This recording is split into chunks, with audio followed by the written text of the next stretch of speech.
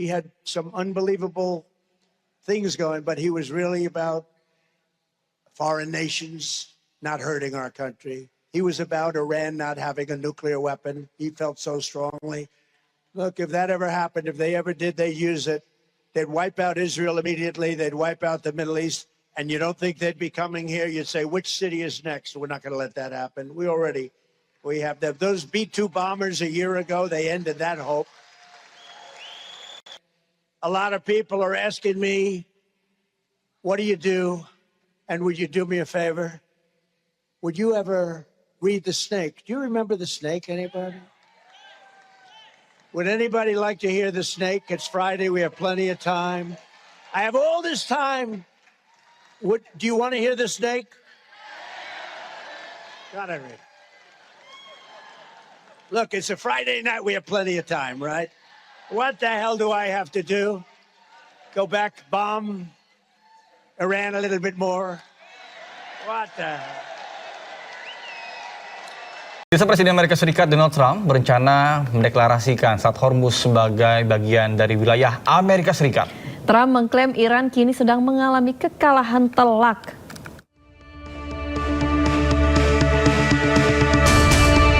Dalam pernyataannya, Presiden Amerika Serikat Donald Trump mengklaim mengendalikan Selat Hormuz.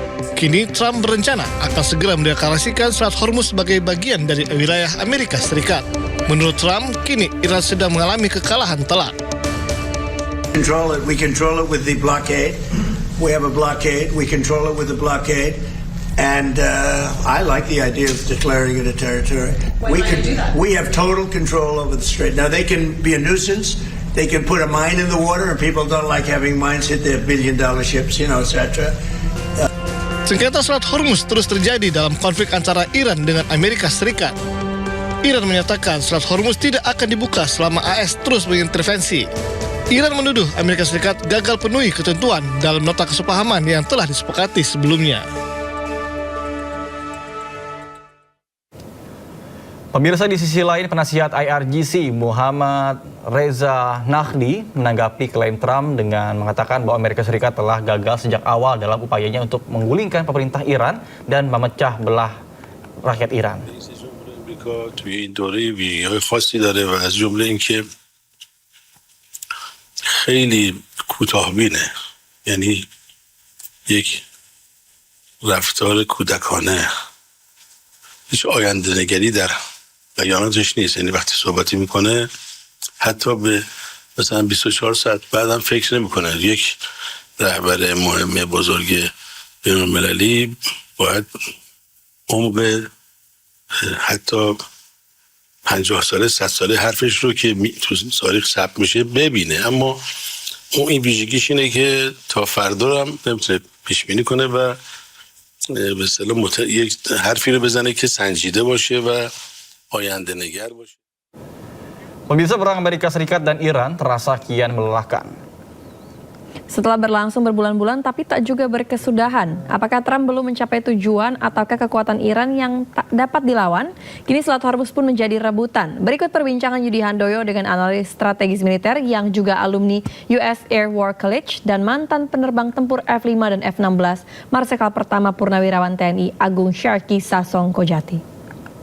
Apakah strategi Trump, Pak Sarki, ini mengubah pola dari hegemoni perdamaian dunia Amerika Serikat untuk bertahan hidup, Pak Sarki? Ya, memang Trump pada kondisi sekarang setelah gagal mengalahkan Iran dalam gebrakan pertama 40 hari, habis itu seolah-olah berdamai tidak berdamai, berdamai tidak berdamai. Kita pikir Trump tuh mungkin ada yang mengatakan gila, ada yang mengatakan orang ego sekali, orang apa.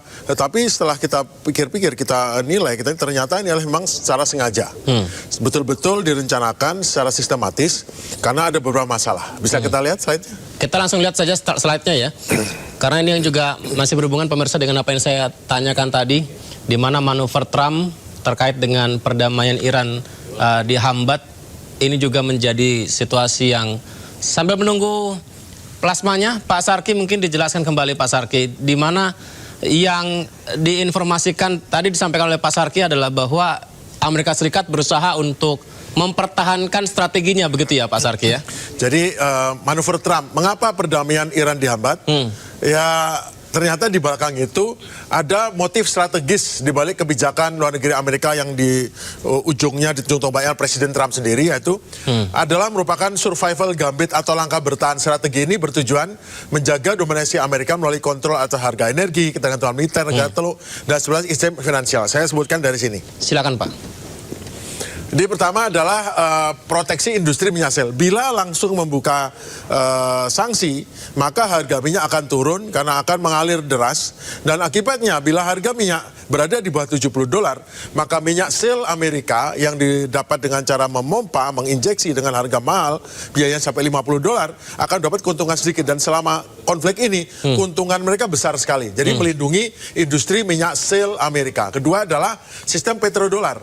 Bila sampai dibuka sanksinya dan kemudian bebas Iran bisa menjual dan negara teluk menjual tidak dengan dolar, maka mengganggu sistem petrodolar di mana transaksi minyak global tidak tergantung Amerika dan akan melemahkan ekonomi Amerika. Kemudian modal sovereign wealth fund. Jadi negara Arab itu selama ini menanamkan uang hasil daripada penjualan minyaknya ke dalam bursa teknologi, bursa ekonomi Amerika, dan kalau itu tidak tergantung Amerika lagi, itu mereka akan jadi tidak ada ancaman Iran, maka mereka ngapain di Amerika? Apa untungnya? Karena kalau selama menyimpan di Amerika, mereka merasa dilindungi oleh Amerika.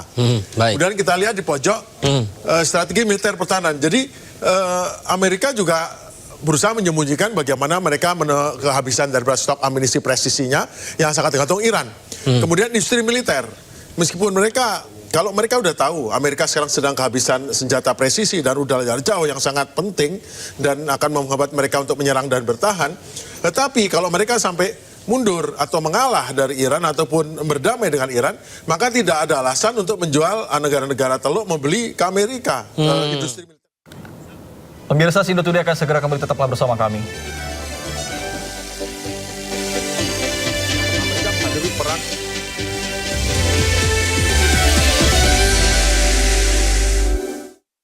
Pemirsa, kelaparan parah mengancam Somalia yang diperparah dengan konflik di sana. Lebih parahnya, badai El Nino mengancam negara tersebut dengan hujan deras dan banjir pada akhir tahun ini.